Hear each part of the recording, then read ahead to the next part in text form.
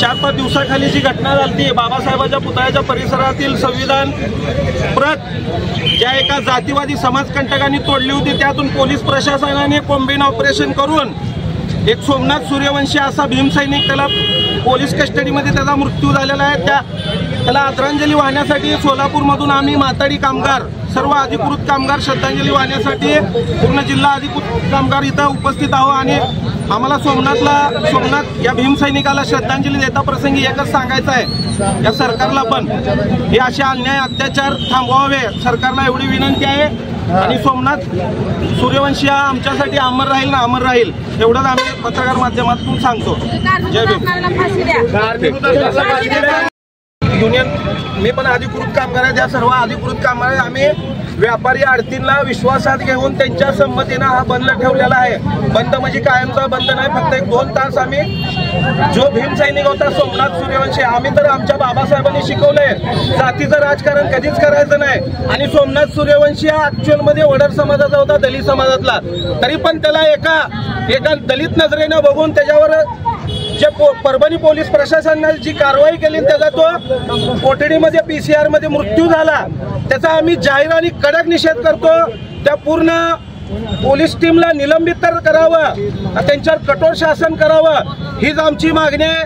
अत्यंत हे जे आता आम्ही श्रद्धांजली म्हणून थांबलेलं आहे, भावपूर्ण श्रद्धांजली, ह्याचं आंदोलनात पण रूपांतर होईल, कारण असे खूप आंदोलन झालेले आहेत ते।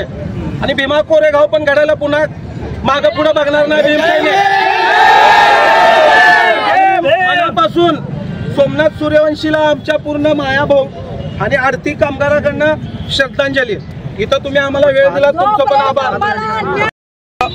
एक प्रकारे तो मर्डर आहे, कारण संविधान आहे तर सर्व आपला हे देत चालतो, त्या प्रकारे पोलीस प्रशासनानं एक प्रकारे दादागिरी करून सोमनाथ सूर्यवंशी सारख्या एका दलित समाजातील तरुणाला PCR मध्ये एक प्रकारे मारहाण करून त्याचा जीव घेतला। त्याच्या प्रत्यार्थ आम्ही निषेध करतो। आणि जोपर्यंत त्या पोलीस प्रशासनाला कडक कारवाई समस्त पूर्ण टीमला निलंबित करण्यात यावे अशी आमची माथाड समिती सोलापूर म्हणून आम्ही मागणी करतो। आणि ह्याच्या पुढे अशी घटना कुठेही घडू नये यासाठी सरकारने जातीनं लक्ष घालून या प्रकरणावर तपास करावा, आरोपींना कठोर शासन करावं, एवढंच आम्ही पत्रकार माध्यमाच्या निषेधच्या माध्यमातून आम्ही निषेध करतो। सर्व माता जे आरती लोक आहेत त्यांनी आम्हाला दिलेला आहे, म्हणजे सहकार्य केलेलं आहे। थोड्याच वेळात कामकाज चालू होईल, दुसऱ्या कुठला यामध्ये मानहानी होणार नाही, काय नाही, शेतकरी बंधुवाचं पण काय मानहानी होणार नाही याची ग्वाही आमचे कमिटी आहे, ते युनियन अध्यक्ष आहे, ते सर्व घेतलेले आहेत।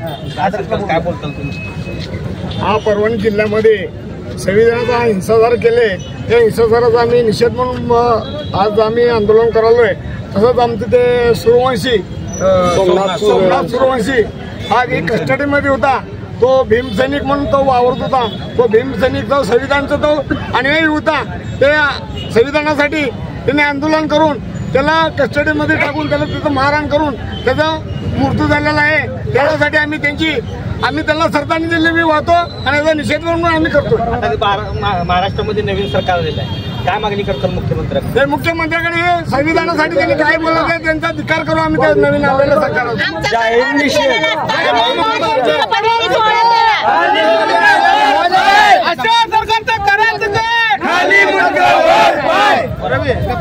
नवीन सरकार नागपूरला आमचा माणूस गेलेला असताना त्यांनी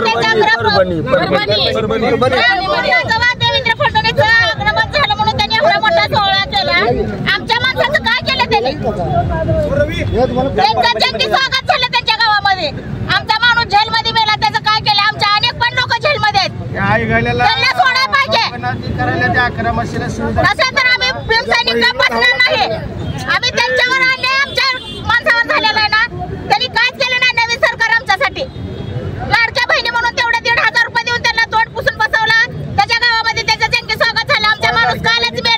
आमच्या संविधानाला हात लावू नये. संविधानाला आज कस्टडीमध्ये मारहाण झाली, कस्टडीमध्ये एक व्यक्ती मेला, असे आमचे सगळे कार्यकर्ते मरतील.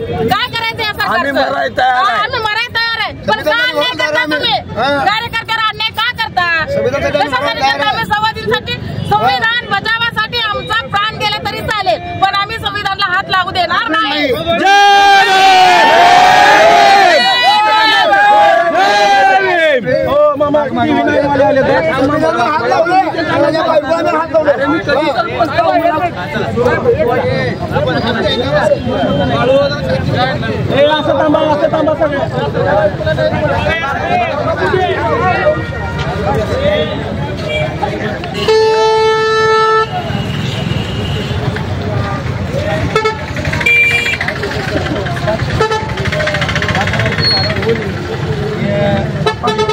आणि महाराष्ट्राची गव्हर्नमेंट याची दखल घ्यावी आणि संविधान आम्ही रक्षक आहे आणि संविधानाच्या कायद्यावर चालतो आणि संविधान ह्यापुढं कंटिन्यू चालू राहील.